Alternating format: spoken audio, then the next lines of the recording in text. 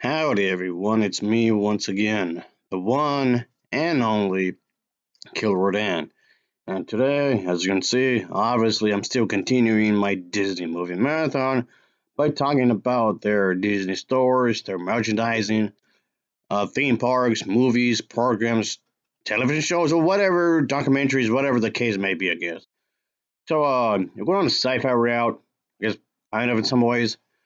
So I know in the original trilogy of Star Wars, the Return of the Jedi is probably viewed as the weakest one, which I don't think so. Actually, I thought it was actually better than what people give it for. But to be more exact, think of this video like I guess like a writing exercise, really, just like practicing or whatever. And from this film, I guess you can say a lot of people do seem to remember the character like a Jabba the Hutt, so that they become a really popular character in their overall franchise, especially in this one because he does have quite a bit of screen time. Of course, as he would have a good major plot points, I guess you can call it, bit of backstory on what he has the whole hub, Job the Hutt or whatever, and of course, um, yeah, Princess Leia's outfit, if you know what I'm going to get in, this became like a trademark of the film. Of course, not that I'm trying to shame the movie or anything like that, of course. But okay, speaking of princesses, I'm trying to do like a mix it a little bit here. I know from the Frozen films, I kind of feel like Princess Anna is underappreciated in a lot of ways. And from what I'm getting at, okay, let's do like a live action kind of thing set in the Star Wars universe. I guess you can say. I know it might sound ridiculous, but just bear with me, folks. But they were like one of those shorts that they made over over the years, I suppose, of course. So it's just just live action, just thing like that. And just to be clear, folks, this isn't is something I wanted to bring Star Wars together along with like crossover kind of a thing. I know it doesn't necessarily have to be like a pitched idea of Frozen 3, which, like I mentioned before, I don't think there should be. Even though I did like the previous two films, so I kind of think I'd leave it alone, but leave it like a short kind of a thing, like 45 minutes, I guess, maybe. And it doesn't have to be in the same continuity as the first, or even, of course, meaning it doesn't take place with the second one as well. What I'm getting at, I know Star Wars had done like quite a bit of what if hypothetical scenarios. So I kind of had that in mind when it comes to this, of course. So think of it like a kind of like how DC and those comics would do like a multiverse kind of a thing. So that's kind of what I have in mind here, kind of a thing. So just again, bear with me. Okay, let's just say everything seems a-okay up in Arendelle, where Princess Anna and Queen Elsa have been living. And of course, we'll be talking to citizens, make sure everything's right. And of course, make sure everything in their government is perfectly peachy, of course. However, uh, Anna noticed that there's some strange creatures in Arendelle, which he investigates and finds out, okay, it's part of his Jabba the Hutt clan, which was kind of referenced in the movie, sort of. But yeah, this comes to the how dancing thing, these alien creatures. That's still gonna be in this thing, of course. However, let's just say he wants to kidnap her and pretty much use her in some sort of way for him. Because as it turned out, he had some spies. Well, let's just go with it, I guess you can say, and realized that she's a Jedi herself, and she's actually been training for quite often. And of course, Anna have been doing this for a long time as Queen Elsa have been at close eye. She doesn't have to be the one that's training her, but had someone else, like some sort of old Jedi master, that's been doing this for quite some time. However, she gets kidnapped, of course, and yeah, kind of like and how Princess Leia wasn't in Return of the Jedi. Yeah, she gets in her own outfit, of course, and just all disgusting, all just slime everywhere and just gross and everything, of course. And okay, before anyone says, okay, that's a massive plot hole. If she's a well trained Jedi, how can she be kidnapped so easily?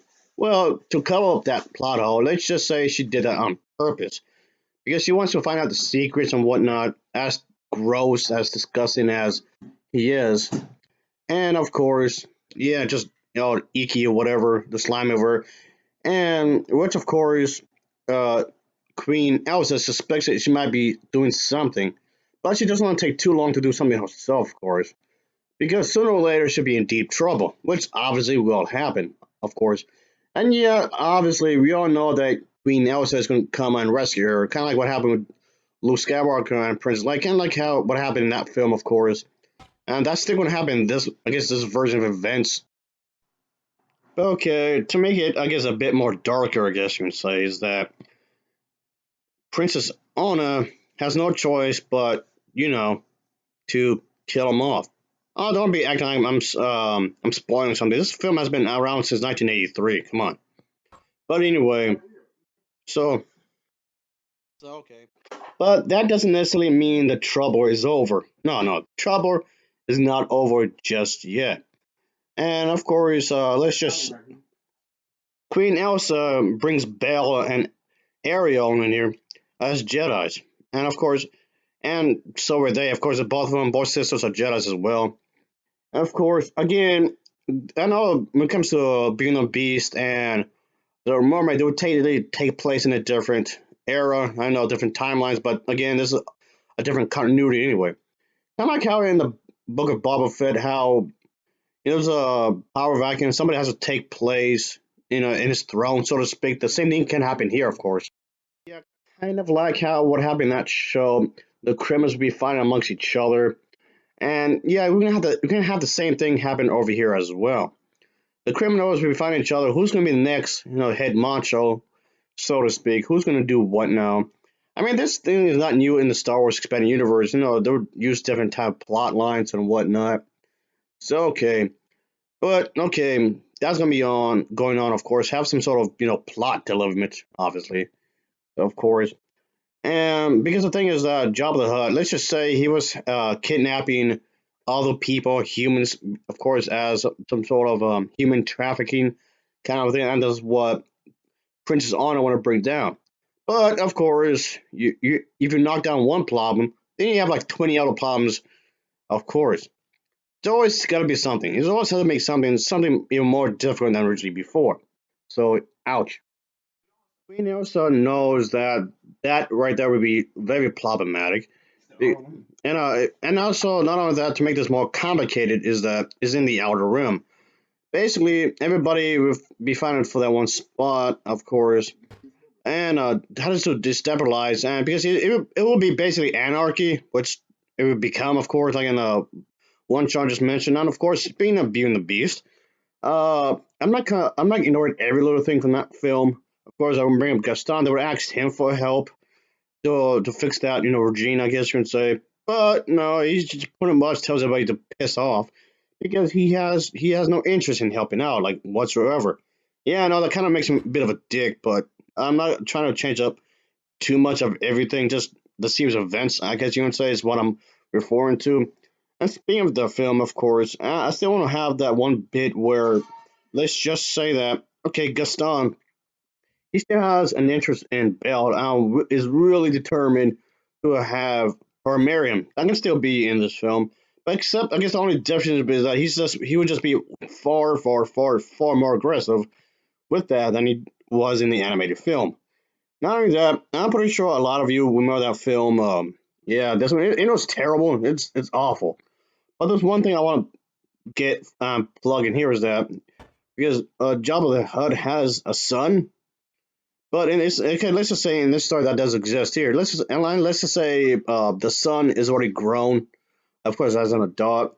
He wants revenge. Oh no, you killed my daddy. Now I'm gonna go after you. Like suddenly this becomes what do you call it? A revenge kind of a story. So that will come into play as well.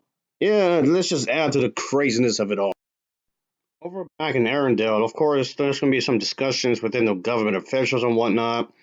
And of course, when it comes to the Republic, it's like, okay, the Republic will come into a question. They will have to, a meeting and whatnot. Both sisters will just ask them, okay, I mean, yeah, they would ask them what can they possibly do to help out, to actually fix up this region and whatnot, and just pretty much to calm everything as much as possible, even if it doesn't eliminate the problem entirely, but at least trying to calm it down as much as humanly possible. In said time period, of course, let's just say the Republic can't really do much because it's not as big as it was, let's say, as it was in the Force Awakens in the in the sequel trilogy. But let's just say maybe this could take place somewhere between I don't know that and Return of the Jedi. I guess somewhere around there anyway, something like that. Just going to give you a rough idea of what I'm referring to, of course. And but anyway, uh, but the Jedi console. Okay, no. The Republic console, I guess you can say. We'll just pretty much just say that. Or even the Republic Senate. Yes, whatever whichever you want to poke. I say the Republic Senate, I guess in this case. We just tell the two sisters that to let the criminals fight amongst each other. I'm pretty sure they work themselves out eventually. Someone's gonna get severely weak and just die down. But of course, the two sisters don't want to. Oh, just leave like that. No, they just want to do the right thing anyway, and just try to fix the problem some kind of way. Which, of course, they will and can. They can and they will somehow. Even though it's gonna be quite difficult because they're not getting the type of support that they want. Of course, unfortunately. Yeah, you can always bring up the fact that okay, well, about the supplies, yeah, they do have quite a bit of supplies, which they would, but issue here is that it's going to be severely limited. That's the thing. So it's not even going to be an easy fix when you think about it. So yeah, of course, to add to the drama is that not everybody on the same side who's working with Princess Anna and Queen Elsa, they're not going to agree on every little thing either. So yeah, it's just going to be a bit of a conflict of interest, is what I'm getting at. So, meaning that, okay, due to lack of manpower, the lack of supplies, lack of support, and, money or whatever else you can think of, there's going to be a lack of agreement and things. So, yeah, that's going to be a bit of an issue. And of course, I have to deal with the fact that Jabba the Hutt's son wants revenge for what Anna had done. And of course, want to go after Queen Elsa as well because I guess guilty by association kind of a thing going on here. So yeah, ouchie. Both sisters do have some small bit of hope, even though it seems unlikely they couldn't fix anything. Especially considering the fact maybe the Empire doesn't have a strong grip against those people as well. Because when you think about it, just because they're villains doesn't necessarily mean they're going to agree on every little thing, of course. And I was thinking for this possible scenario is that yes, Anna herself could see a potential problem between Gaston and, of course, Belle, which, of course, she's going to find a way to take care of him and have him arrested or whatever. And, of course, there's going to be after a bit of a scruffle. Of course, you're going to have some sort of physical combat with the two and some sort of matter because, well, if you're going to deal with something sci-fi, of course, there's going to be some sort of fighting, especially with a Star Wars movie kind of a thing. Why not? Let's have some, laser sword fighting in here while we're at it. And that's the thing. And as it turned out, the Kastan has also been discovered as a spy because he was being hired by Jabba the Hutt's son, I guess you can say. So there was that. And he was forced to give some details about his location where Queen Elsa and Prince Anna would go to Jabba the Hutt's son area and pretty much have a fight with him as well. Who, of course, will get defeated, obviously. So I guess like one step at a time when it comes to these kinds of problems. So, but the thing is that there's still going to be an issue where the whole power vacuum that still needs to be taken care of, obviously. So, okay, let's just say that certain opinions do change as the two sisters will have a disagreement. Princess Anna still wants to fix the Outer Rim, at least to some extent, while Queen Elsa disagrees because just let it go. No pun intended there. And there's no way they can fix it. And of course, they would just have these arguments. It get pretty heated up. Again, no pun intended there. And this gives the Queen a bit of a headache because Queen Elsa knows that her younger sister, she means well. She knows she's trying to help out people. But the situation, it's unfixable at this point. It's really unfixable. But to which, of course, the younger sister disagrees because she does want to fix it. despite most people disagree with what she's saying.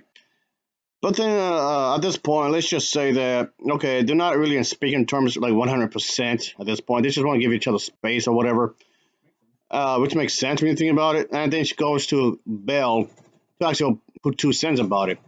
Well, she sees where she's coming from, but doesn't know what to say really. But then Belle goes to Cinderella and the Little Mermaid area, and the two will discuss what can be really be done. But they came to the same conclusion that you can't really do anything. It's unfixable. You can't do anything about that kind of thing. So they just agree with Queen Elsa. All three women agreed with. So yeah, they. All I finally realizes that it's no. All three women finally agree with her, of course, and of course Cinderella as well. So that's four women, I guess you can say. Oh, it came to a conclusion, of course.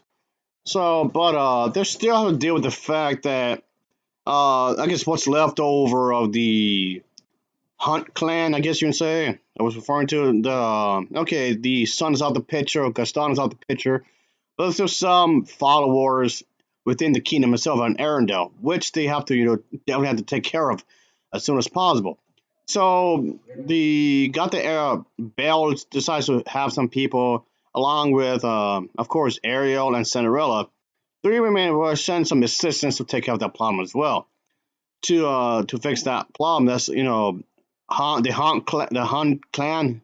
If I'm pronouncing that right, excuse me, if I'm butchering that, folks. So okay, yes. Before anyone says anything, I know I'm borrowing some elements from the prequel trilogy, which I still don't like, but there's some good ideas in there somewhere. So I'm just putting that in here. So yeah, they want to make sure that everything goes well, of course, and make sure. Of course, you want to use diplomacy, but of course, sometimes you do have to in fact take action, which is true. You have to actually do something. You can't just spend the entire day just talk, talk, talk, talk, talk, talk, talk, talk, talk, talk, talk. Sometimes you do in fact have to take action. This can be a good message for the younger viewers. And I mean, yes, you can still have dark elements in this, of course, but this could show the younger viewers sometimes that's how life is. You can't just not do anything. You can't just sit on your ass all day and just talk. It's fun to use diplomacy, nothing against that. Of course, you can't just punch your way through your problems. You can't just blow stuff up. No, of course not. But of course, that's the thing, folks. You just have to make sure you also have the power of friendship. I guess you can say believing in each other, and yeah. Oh, and speaking of, I guess, barring elements, let's talk about this game for like a split nanosecond here. There's like a criminal gang group, whatever you call it, will be in here as well, which they also have to be dealt with as well. Which, of course, obviously, Queen Elsa, will of course have to recognize this as an actual threat. Which, yes, will be as well to the Queen's Kingdom, Arendelle, obviously, and yeah, the other princes that were mentioned way earlier will, of course, also be a part of it as well, just to help both sisters to fight them out, obviously, because they're trying to do the right thing, even though it's pretty much hectic at this point. Yes, yes. Before anyone says anything, I know this like sounds like a lot for like a short to do, but you can have like multiple shorts going on, and like several multi short films. I guess you can say like 45 minutes each. I guess you can say. So you can always have like to be continued or something at the end of each short before everything just concludes at the very end. But anyway, as I was saying, there's a lot to be dealt with, of course, obviously. But of course, there's a lot at hand, which of course can be stressful situations. But you can also show that this kind of a thing does happen in real life because there's no one easy fix, and this can be a good thing for the kids. Well, I guess I say family because yes, there's a difference between family entertainment and kids entertainment. Because like I said, this will of course tackle darker subject matters. Of course, when it comes to like trust, disagreements, stuff like this, arguments, of course, among your friends or relatives, this kind of stuff. This would again make it seem like the fight itself would seem uh, unfavorable again. But of course, of course have them have a way to take them out. Of course, when it comes to like a source code campaign. I mean, a source code campaign kind of a thing. You can do that. I guess the proper way to pronounce it is Scorch Urge campaign. I guess you can say that and stuff. And yes, this is actually an actual tactic that was actually used during the war, by the way. But yeah, how about that for more realism for you? And just yeah, just rather just trying to take like everything over, just trying to I guess weaken the military might of the opposing side as much as possible. Anyway, really trying to do that. And of course, it's gonna be the whole Republic, at least the Republic how it was in this I guess era of the Star Wars universe, of course. And given the time period in which I was referring to earlier, of course. But which of course, as a series of films would expand with the movies, the shows, video games, and everything else. Of course, the Republic we become stronger. Of course, as it will go along. But I'm just trying to stick to this specific era. Obviously, I don't know. They're just trying to I guess buy them time. I guess the princesses and the queen also is just trying to buy them time. Is what I'm getting at. That's I guess the least could do like the princesses and queen on could at least at the very least trying to buy them time to basically fix up the bigger problem later, if not now. So of course, I know that's not really like a 100% conclusion, of course, to everything, but they want to make more stories anyway, so whatever. So let me just wrap things up because this video has gone long enough as it is. Of course, it's just something I wanted to do. I guess like I said, this could be used as a setting for multiple shorts. I guess you can say you can put on Disney Plus.